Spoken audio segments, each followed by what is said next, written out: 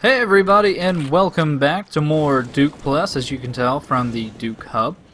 Today's episode is going to be taking place in Dukecide, or as I commonly misread it as Dukecide, which sounds like some kind of murder of feces.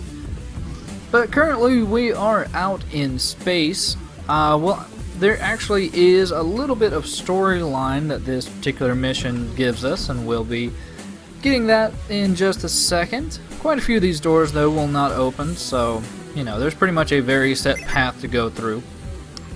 But we are basically being told here that Earth is fucked, it's been completely taken over, and there's no help for anything.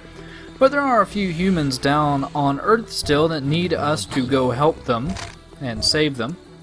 So we will do that right now. We do not start out with very much in the way of weaponry, but we'll be getting more shortly, as Duke is already screaming before his escape pod has even left the shuttle bay. A nice little crashing animation going on there.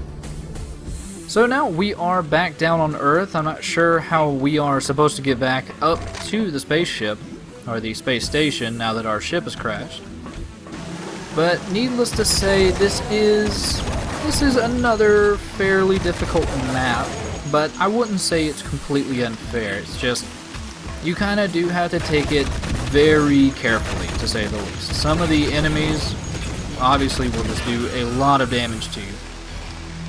Right here, I wasn't actually sure what was hurting me. The screen was kind of flashing, but it didn't seem like anything was shooting me, so I'm not sure what was actually causing me damage there. But, do you like strafing? I like strafing. Are you good at strafing? Well, hopefully you are, because any of these bolts will probably do about 20 damage to you, and yeah, that particular enforcer just comes very heavy. And if you don't realize that walking down and getting that shotgun triggers a door to open with one of those fat bastards, then prepare to get a few rockets to the back. Thankfully, that particular fat gentleman was nice enough to drop an atomic health, something that, depending on how well you've been doing so far, might be very necessary. But I end up not getting a direct look into these tanks to the right here, but it's basically something to cause gibs.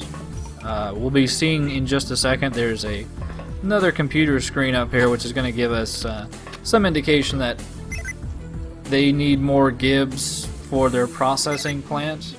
And then there's these two towers. I don't know what those towers are for. We never actually see them during the course of the mission, so let's just forget they're there. So we come out to this courtyard here, and you may notice in the upper right hand corner there's actually like a number 2 and what appears to be like a Duke icon. In some of these missions you can actually get the availability of having 2 automated Duke bots basically help you. And we'll be going back to them in just a second, but first we have to find some way to free them. Currently right now we don't really have any means to do so, so we'll be getting that shortly. But yeah, we're still fairly light on, you know, equipment and, you know, available munitions. And this right here is not only a grinder, but it's apparently a very important switch, as it gives us another much needed weapon. And I'm also just trying to be very cautious here, because there will be 2 enforcers and they do a lot of damage, and you basically have to be very careful, because as you can tell, as opposed to earlier on where you had plenty of strafing room, right now you don't have so much. And this is just basically saying, you know, the crusher behind us is working like clockwork, and, you know, smash the humans, all that shit. So we have now gotten some pipe bombs, and it's still good to be as fucking cautious as you possibly can, because seriously, their bolts do a lot more damage than you realize. But now that we do have the pipe bombs, we can go back out to the courtyard here. And it took me a while to figure this out, but it finally struck me that, well, they gave me pipe bombs, and, you know, there's a gate here, maybe I could blow it up, and that's apparently the way they want you to go. You gotta be careful though, because once you actually do walk into this little courtyard here, obviously you'll have a trap sprung on you with plenty of these flying bombs. So hopefully you've been rather economical with your weaponry so far, because you're going to need it, especially for the end of this level. Like I said, this level it's difficult, but it's not unfair. Like, the only part I would say would be reasonably unfair is probably the very end. But if you keep your little Duke buddies alive, it's a little bit easier. And they're not the smartest in the world, but they actually do quite a bit of damage if you give them the chance. I think one of them is probably equipped with a Ripper, and the other is equipped with a shotgun. So it's not like they're wielding the pistols. They do kind of get in the way sometimes, as I was walking on one of them just now.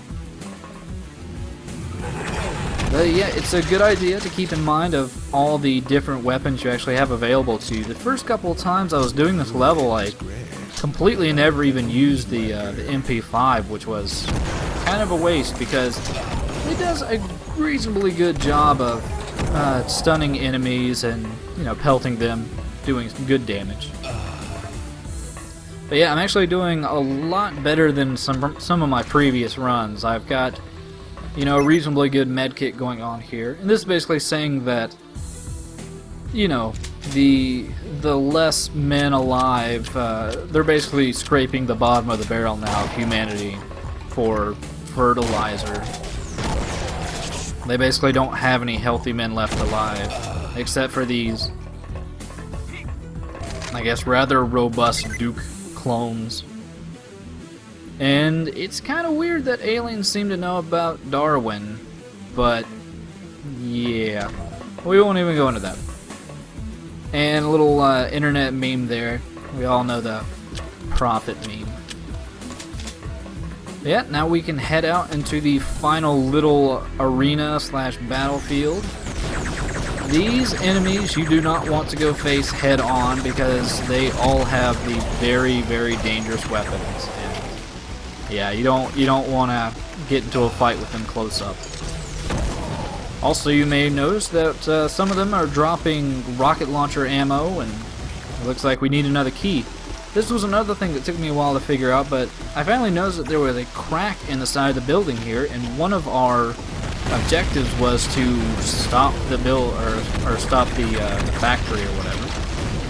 And I like that explosion line effect that went over here to open up a hole for a little mini boss fight. Considering the weaponry you have available to you, this can be a very difficult fight, especially with the amount of damage he does. But if you have your two Duke buddies, it's reasonably easy to do, even though sadly one of my Duke buddies died. But yeah, we just need to head to the boat now, and we'll finish the level. I do want to thank you for joining me yet again for another Duke Nukem or Duke Plus level. We'll see you next time for more.